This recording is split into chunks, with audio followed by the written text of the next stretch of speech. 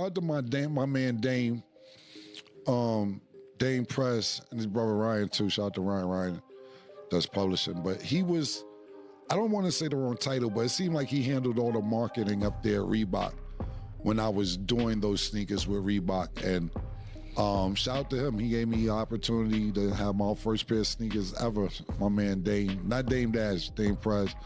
And yeah, he seen the vision, and he seen that basically people want to dress like I dress, or people want to wear a color that I wore, or so on and so forth.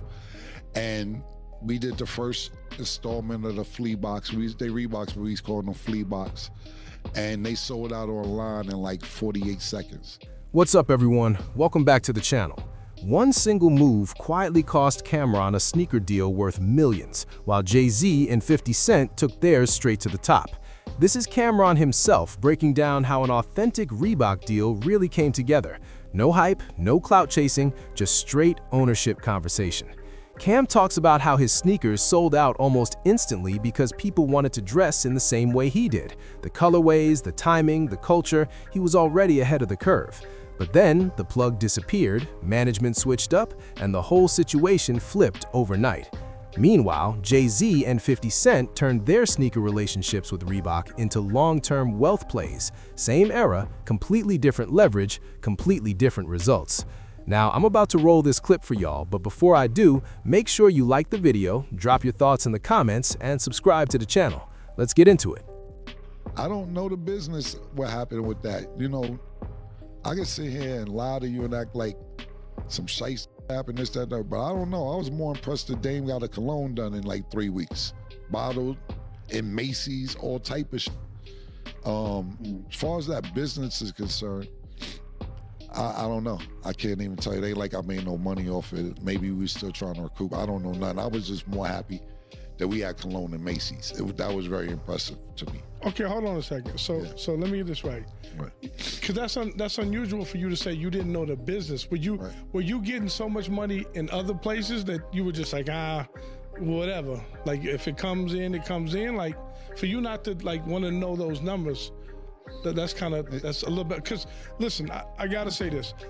I don't think people give you enough credit for your business acumen. I know because I'm around you and I see what you really do in business. I don't know you as Cam the rapper, to be honest. I know you as Cam the businessman. So that's a flower that I get. I appreciate that. So for you to say that kind of, once again, it throws me off a little bit because usually you're pretty hands-on. Yeah. To tell the truth, thank you for that, first of all, but I trusted Dame. I didn't think he would get over on me. And I'm not saying he did get over on me. I'm just saying he'll tell me when a check comes in, if a check comes in. You know, he was handling that. Like I said, Dame had his hands on a lot of and being that Rockefeller was on fire, he can make happen. But Dame made that happen. He got a cologne done in like 2-3 weeks. And then the next week the was in Macy's. I'm like, oh, he got cologne in Macy's. So you're right. I was getting a lot of money in other places. You know, this is during the time I still was going to Ohio every week and all that other shit.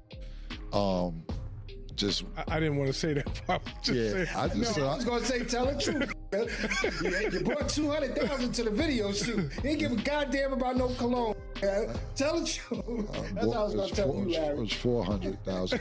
Anyway. Look, see? I had a club out there. I was doing the right thing. Hey, you don't know. Look, whatever. Anyway. He was getting a lot of money is what the point. Yeah, but you gotta realize I didn't have a question. I didn't have a reason to question Nate. Yeah. I still want to question him about that situation today because he took an image from a video, made the same bottle as an image, and then put that in Macy's, and then been like, yo, we gonna sell cologne. Yeah, you mentioned before I move on, you mentioned Dame gave you a pair of Pro Kids. You had some Reeboks coming out. It looked like it was like once a year or whatever. Like there is no more Reeboks. They went under new management. Shout out to my man Dame, Dame Press and his brother Ryan too. Shout out to Ryan does publishing. But he was, I don't want to say the wrong title, but it seemed like he handled all the marketing up there at Reebok when I was doing those sneakers with Reebok. And shout out to him. He gave me the opportunity to have my first pair of sneakers ever. My man Dame, not Dame Dash, Dame Press. And yeah, he seen the vision, and he seen that basically people want to dress like I dress, or people want to wear a color that I wore, or so on and so forth. And we did the first installment of the flea box. They Reeboks, but we called them flea box, and they sold out online in like 48 seconds. So then we did a second installment. That one sold out online in 2 minutes. So we did a third one. That one sold out online in like a half a day. And he left. He ended up going to do something else. And when he left, my plug with Reebok left, and ownership switched up. And now I think Shaq owns it, and he's working with Allen Iverson. So I'm glad to see he's back in some good hands. But it was purely him seeing the fashion icon that I am. And we capitalized off of it. So I did a lot of great business with Reebok. I have nothing bad to say about them whatsoever. And definitely Dave for putting it together. Shaq got to put that back together. Oh. Yeah. Shaq got to put that back together then. That's just what I was about to say. For real. Get another pair. Yeah, I mean, I'm available, man. So we have 4 installments, so I would love to sit down and talk with Shaq and we figure something out. Absolutely. Right. Nice jacket. What's that BE stand for? What's the BE stand for? That's the person who designed it. That's his logo. Shout out to my man from Dayton, Ohio. He put this jacket together. It's Columbus, Ohio jacket. Buckeyes jacket, I should say. Ohio State Buckeyes jacket, which is in Columbus, Ohio. I was trying to save this jacket when Ohio State went to the championship this year, but they didn't make it to the championship this year. But the jacket's so fire that we wasn't gonna wait till next year. We'll just get another flavor made. But he has a bunch of dope stuff. Matter of fact, I'm gonna put his Instagram at the bottom of the screen. If y'all are interested in getting some jackets made, custom made, he makes all this. You know, you can't really see the detail, but the guy that is what it is on here, talk with Flea on here, very detailed. My name inside the jacket.